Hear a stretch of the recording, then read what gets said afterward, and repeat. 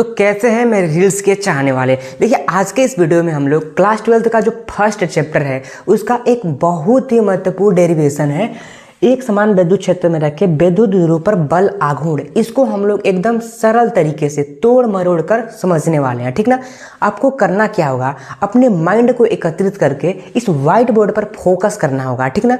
और वीडियो को स्टार्ट से लेकर एंड तक वॉच करना होगा बिना कहीं खिसके, ठीक। तो देखिए चलिए इसको हम लोग निपटाते हैं। ये जो हमारा टॉपिक है बिंदु एक समान विद्युत क्षेत्र में रखे विद्युत ध्रुव पर बल आघूर्ण, इस टॉपिक से 3 परिभाषाएं बन जा रही हैं जो मोस्ट इंपॉर्टेंट है क्लास 12th वालों के लिए। देखिए सबसे पहला हमारा परिभाषा इससे बन रहा है कि एक समान विद्युत क्षेत्र क्या होता है, ठीक ना। ये फर्स्ट है जो मोस्ट इंपॉर्टेंट है।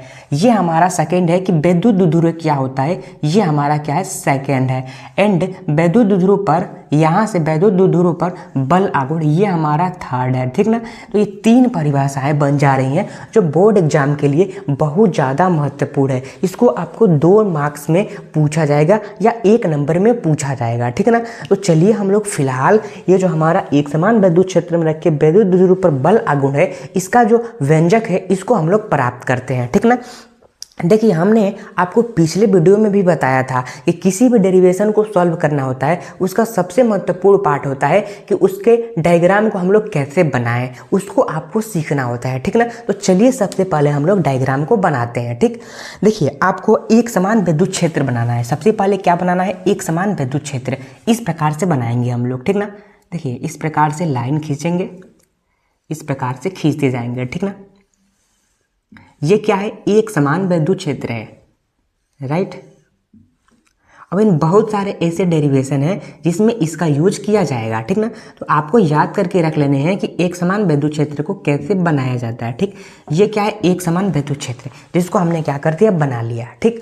अब इसमें हमको क्या बनाना है, एक द्विध्रुव को बनाना है जो थीटा कोण पे रखा जाएगा, ठीक ना। एक ये हमारा क्या है, द्विध्रुव है, ये हमारा क्या है, द्विध्रुव है, ठीक ना। इसका ये जो बिंदु है इसका नाम है ए, एंड यहाँ पे जो बिंदु है इसका नाम है बी। इस पे जो आवेश है वो माइनस क्यू है, इस पे जो आवेश है वो क्या है, प्लस क्यू है। देखिए ए और बी के बीच की जो दूरी है वो 2l है। कितना है, 2l, राइट ना। अब देखिए अपने मन से समझिए कि अगर हम लोग यहाँ से एक लाइन खींच दे, क्या कर दे, एक लाइन खींच दे,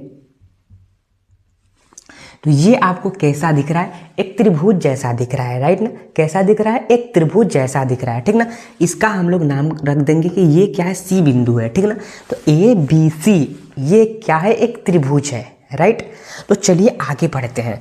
देखिए अब हमने जो यहाँ पर किया उसी को सेम यहाँ पर लिख देना है शब्दों में कि हमने यहाँ पे क्या क्या किया। तो लिखेंगे माना एक वैद्युत द्विध्रुव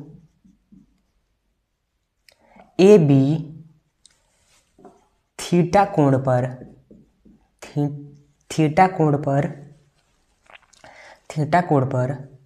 एक समान विद्युत क्षेत्र में, एक समान विद्युत क्षेत्र में रखा गया है, राइट ना। क्या, माना एक विद्युत ध्रुव ए बी थीटा कोण पर एक समान विद्युत क्षेत्र में रखा गया है, ठीक ना। देखिए ये 2 विपरीत आवेशों से मिलकर बना है, एक तो है माइनस क्यू, एक तो है प्लस क्यू, ठीक ना। तो ये 2 विपरीत आवेश माइनस क्यू तथा प्लस क्यू आवेश से मिलकर बना है, राइट ना। देखिए किसी भी डेरिवेशन का सबसे महत्वपूर्ण भाग जो होता है वो ये होता है कि डायग्राम को कैसे बनाए, उसको आपको एकदम रट लेना है, समझ जाना है, ठीक ना, माइंड में अपने फिक्स कर लेना है, ठीक। एंड दूसरा पार्ट होता है कि डायग्राम बनाने में हमने जो जो किया है उसको हम लोग शब्दों में यहाँ पे कैसे लिखे, ठीक ना। यह डेरिवेशन का मोस्ट इंपॉर्टेंट वाला पार्ट होता है, इसको आपको लिखना ही होता है, ठीक ना, इसको आपको छोड़ना नहीं होता है और आपको अच्छी प्रकार से इसको रट लेना है, ठीक ना। आगे बढ़ते हैं। देखिए ये जो हमारा BC है, BC ये क्या है, बल की दिशा में अनुदिश दूरी है, ठीक ना। देखिए यहाँ पर जब हम लोग बल आघूर्ण निकालेंगे, क्या निकालेंगे, बल आघूर्ण। देखिए बल आघूर्ण इजकल टू में हो जाएगा बल गुणे में बल की दिशा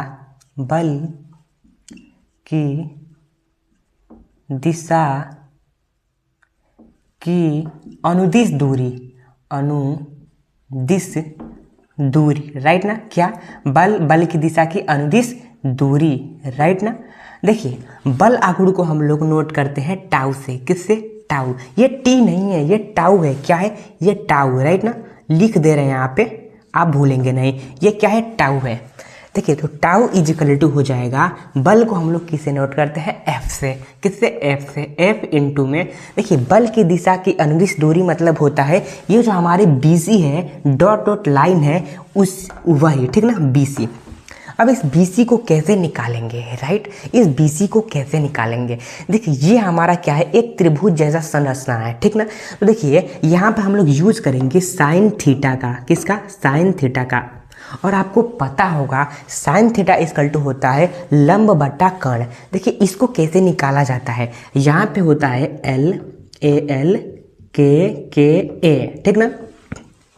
तो देखिए ये जो होता है वो साइन होता है, ये जो होता है कॉस होता है, ये जो होता है वो टेन होता है, राइट ना, साइन कॉस टेन, राइट। तो देखिए जो साइन है वो क्या है, लंब बटा कर्ण है। लंब क्या है, लंब क्या है, BC है, क्या है, BC है।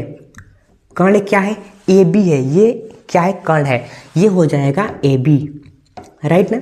तो साइन थीटा इक्वल टू आ जाएगा आपका BC बटा, देखिए AB का मान हमको दिया गया है, AB जो है वह कितना है, 2L है, तो यहाँ पे लिख देंगे 2L, राइट।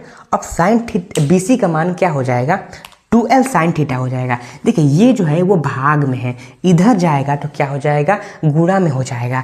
तो यहाँ पे BC इक्वल टू आ जाएगा 2L साइन थीटा, राइट। हमने BC का मान प्राप्त कर लिया, ठीक ना, BC क्या है, 2L साइन थीटा है, राइट।